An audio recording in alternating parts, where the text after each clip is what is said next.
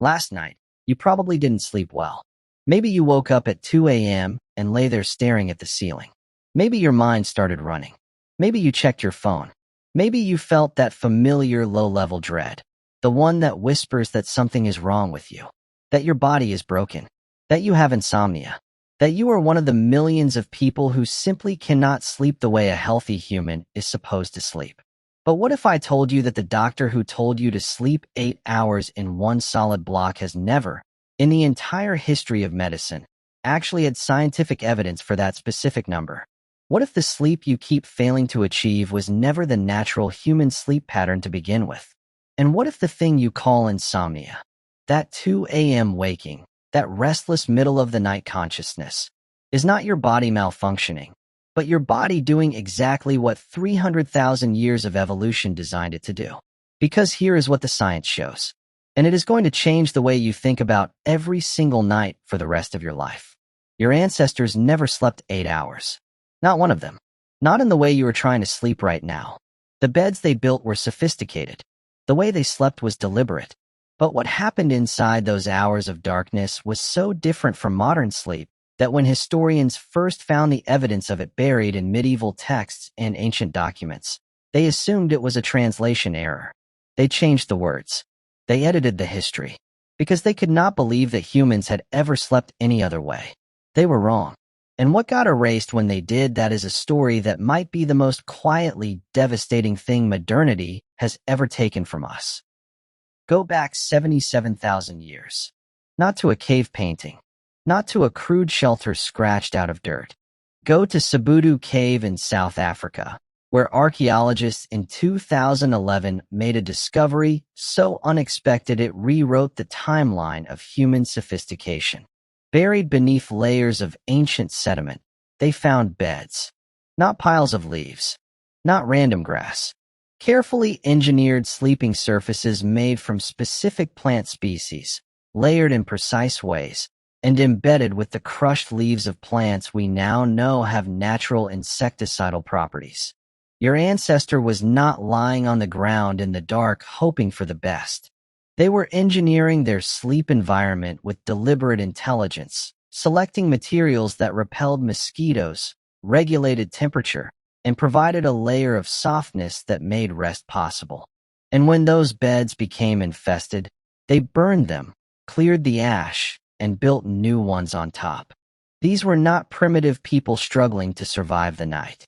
These were people who understood something about sleep that we have spent the last 2 centuries systematically unlearning. The first and most important thing they understood is that night is not a single block of time to be conquered. Before artificial light existed, before candles were cheap enough for ordinary people, before gas lamps, before electricity, the night was long. In a winter at temperate latitudes, darkness lasted 14 hours. In summer, 10 or 11. No human body slept through all of that. No human body tried. The idea that sleep is a task you perform for 8 hours and then you are done.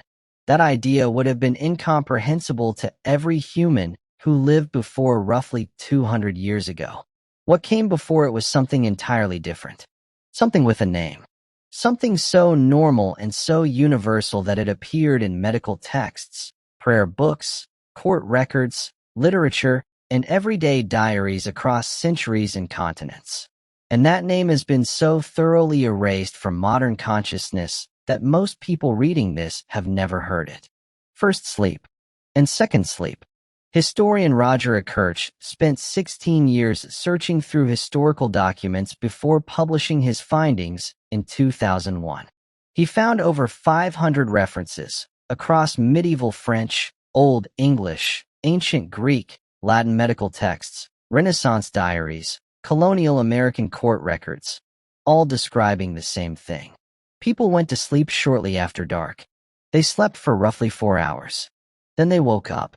They stayed awake for 1 to 2 hours in the middle of the night. Then they slept again until dawn. This was not insomnia. This was not a disorder. This was the default architecture of human sleep for as long as humans had been sleeping. A 16th-century French physician named Laurent Joubert wrote in his medical manual that couples should wait until after first sleep to conceive children, because the body was more rested, the mind was calmer, and the experience would be more pleasurable and more likely to result in pregnancy. He was not offering unusual advice. He was describing what everyone already knew. A prayer book from medieval England included specific prayers to be said upon waking in the night, not prayers for insomniacs, not prayers for the troubled or the sick, but standard nightly prayers for the ordinary period of wakefulness that everyone experienced between their two sleeps. Chaucer mentioned it. Homer mentioned it. It was in the background of ordinary life the way breathing is in the background of ordinary life, so universal that it needed no explanation. And what did people do during this waking hour? This is where it becomes something you can feel rather than just understand intellectually. They did not lie there in panic. They did not reach for medication.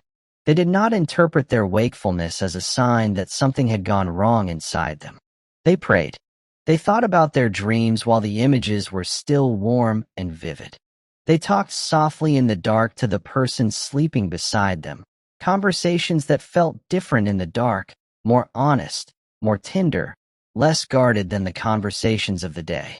Some got up and visited neighbors. It was common enough that in many communities it was considered normal to knock on someone's door in the middle of the night. Some wrote, or studied, or sat by a low fire and simply existed inside the quiet of the world between midnight and dawn. The French had a word for this state. They called it dorval. It blends the words for sleeping and waking, dormir and veiller, and it describes something that was understood as its own distinct form of consciousness. Not sleep, not full waking, something in between that had its own texture, its own quality, its own value. A state that modern humans have no word for, because we decided, somewhere in the last 200 years, that it was a malfunction, and we medicated it away. In 1992, a psychiatrist named Thomas Ware at the National Institute of Mental Health ran an experiment that should have changed everything. He gathered a group of volunteers and removed all artificial light from their lives. No bulbs, no screens, no lamps, nothing. For 4 weeks, they experienced roughly 14 hours of darkness every night, approximating the natural light conditions of winter. What happened inside those 4 weeks was not what anyone expected. Within the first week, the volunteers' sleep began to shift. Within 3 weeks, every single participant had independently and spontaneously settled into the same pattern. 4 hours of sleep. 1 to 3 hours of quiet wakefulness. For more hours of sleep. Nobody told them to do this. Nobody suggested it was the correct way to sleep. There was no book, no instruction, no cultural pressure pointing them in that direction. Their bodies simply did it, as if something buried under decades of electric light had finally been switched back on. But what Ware found next is the part that should genuinely stop you cold. He measured the hormone levels of participants during that middle waking period, during the dorval, and what he found had no equivalent in any normal modern waking state. Their brains were producing sustained elevated levels of prolactin, not the brief prolactin spike that follows intense exercise or orgasm. A long, steady, deep elevation of a hormone associated with states of profound calm, meditative consciousness, and a particular quality of relaxed mental clarity. Without any meditation training, without any instruction, without even knowing what prolactin was or what their bodies were doing. The participants described this state themselves, unprompted, in almost identical language. Peaceful, profoundly still, awake but completely unbothered. Thoughts arising slowly and dissolving without urgency or anxiety. A quality of interior silence that none of them had words for, because modern life had never given them a reason to need those words. Some described it as the most at peace they could remember feeling. Not happy exactly. Not relaxed in the way a holiday feels relaxing. Something older and quieter than that. where his conclusion was unambiguous. Segmented sleep was not a historical curiosity or a pre-industrial quirk produced by poverty or poor living conditions. It was the default biological architecture of human sleep, not an alternative, the default. And it had been suppressed in the modern world not because science had found something better, but because a light bulb had simply overridden millions of years of biological programming without anyone stopping to ask what was being lost. Now think about what this means for your brain specifically. Sleep architecture, the sequence of stages your brain cycles through during the night, is not uniform across the night. The first half of a sleep period is dominated by slow-wave deep sleep, the phase associated with physical restoration, immune function, and cellular repair. But the second half, the hours after the natural waking point that your body is trying to build in, is disproportionately rich in REM sleep. REM is where emotional processing happens, where memories are consolidated and integrated into long-term storage, where creative connections form between ideas that the waking brain keeps separate, where the psychological events of the day are metabolized into meaning. REM sleep is not the optional luxury portion of the night. It is the portion where you become, neurologically, a stable and coherent version of yourself. When you cut the second half of your sleep with an alarm, which most people do, every single morning, without thinking twice about it, you are cutting disproportionately into REM. You are trimming the most cognitively and emotionally valuable portion of the night. And you are doing it every day, chronically, reliably, in the name of a sleep schedule that has no basis in human biology and was invented by industrial scheduling 200 years ago. Matthew Walker, a neuroscientist at the University of California, Berkeley, who has spent his career studying sleep deprivation, has documented in precise neurological detail what this costs.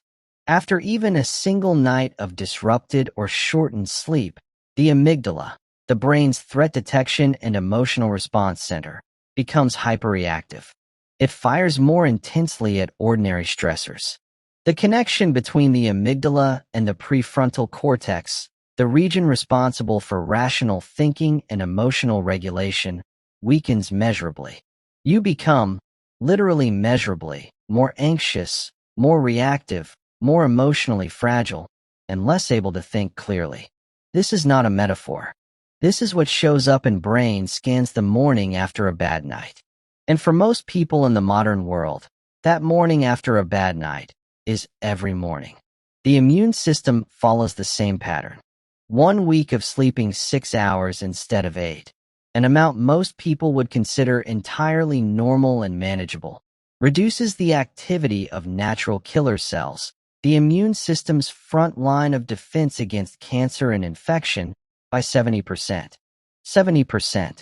From 1 week of what we consider normal sleep. The cardiovascular system degrades. The metabolic system degrades. The hormonal system degrades. Every organ in the body is regulated in part by the quality and completeness of nightly sleep. And every single one of those systems is currently running in a population that is chronically, systemically, and almost universally underslept.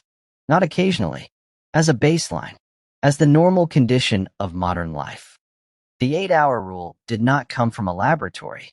It did not emerge from centuries of scientific observation of sleeping humans at their biological best. It emerged from a factory floor. When industrialization reorganized human life around fixed shifts in the 19th century, and when electric light made it possible to compress the long, segmented nights of pre-industrial life into a single manageable block, sleep reorganized itself around the demands of the working day. 8 hours became the target not because biology said it was optimal, but because it fit neatly between an 8-hour workday and 8 hours of personal time. It was a scheduling solution, and it became a biological norm through sheer repetition and cultural authority, until nobody remembered there had ever been anything different. Thomas Edison, who gave the world the electric light bulb in 1879, and therefore more than anyone else is responsible for what happened next, was famously contemptuous of sleep. He slept 4 to 5 hours a night and called more than that a waste. He said that sleep was a heritage from our cave days.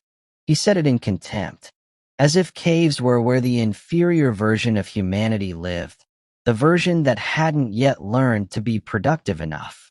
He was wrong about almost everything he believed about sleep, but accidentally, precisely wrong in a way that tells you everything. Sleep was shaped in our cave days. In Sabudu Cave, to be specific, 77,000 years ago, on carefully engineered beds of medicinal grass. And what was shaped there, in the dark, over hundreds of thousands of years, was not a liability to be overcome. It was the architecture that every cell in your body still runs on. Edison's light bulb did not improve on that architecture. It simply turned the lights on and refused to let the body finish what it was doing. Look at what has happened since. The Centers for Disease Control have declared insufficient sleep a public health epidemic. The average American adult sleeps 6.5 hours. Across Europe, the numbers are similar. Rates of anxiety disorders have climbed in almost every developed country for decades. Rates of depression have climbed. Rates of metabolic disease, cardiovascular disease, immune dysfunction, and cognitive decline have climbed. And sitting directly underneath all of those climbing numbers, undiscussed and mostly uninvestigated, is a species that has not slept properly in 200 years. The sleep medicine industry's response to this has been to create a diagnostic category called sleep maintenance insomnia. It is one of the most commonly reported sleep complaints in the developed world. Millions of people experience it. Millions of people have been told it is a disorder. Millions of people have been given medication for it. And what it describes, precisely and specifically, is waking in the middle of the night and being unable to return to sleep quickly. The Dorval, the state that where participants fell into spontaneously when artificial light was removed. The state that medieval prayer books were written for. The state that French physicians considered the best time for conception. We pathologized it. We put it in the diagnostic manual. We treated it as evidence of biological failure. And then we sold medication to suppress it. Think about the particular cruelty of that for a moment. For 300,000 years, a human being who woke in the middle of the night lay in a state of profound calm and prolactin-flooded quiet, thinking about their dreams, talking softly to someone they loved, or simply existing inside the rare silence of the sleeping world. They experienced this as restful, as normal, as one of the unmarked rhythms of being alive. And now a human being who wakes in the middle of the night immediately feels the anxiety of knowing they are awake when they should be asleep, reaches for their phone, checks the time, calculates how many hours remain before the alarm, interprets the wakefulness as a symptom, and either lies there in growing dread or takes a pill to force the body back into unconsciousness.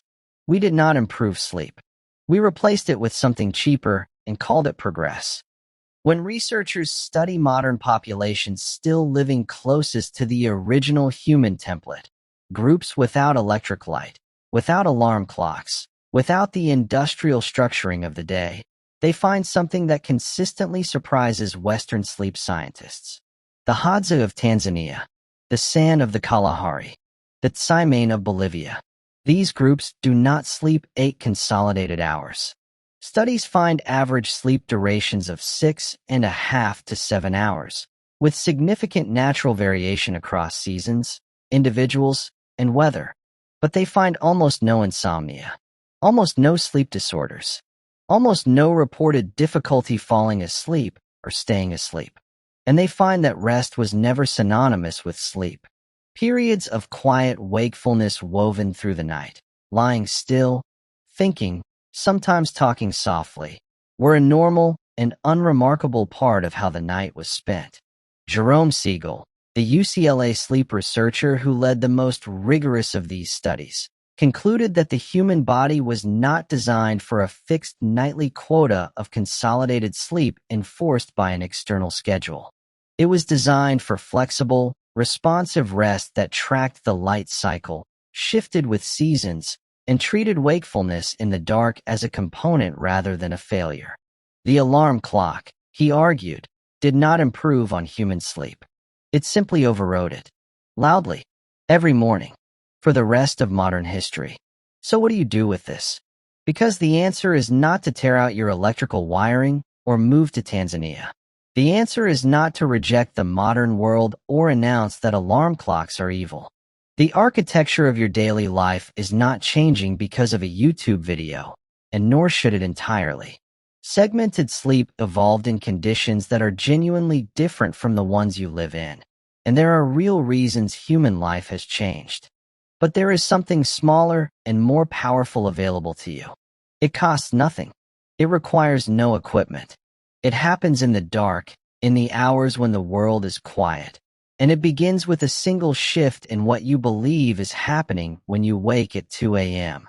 If you wake in the night and your mind is alive, if thoughts arrive, if the silence feels present rather than empty, if you find yourself in that strange, still, half-illuminated state between dreaming and waking, you do not have to interpret that as a symptom. You do not have to reach for your phone, or your medication, or your rising anxiety about the fact that you are awake. You can lie there.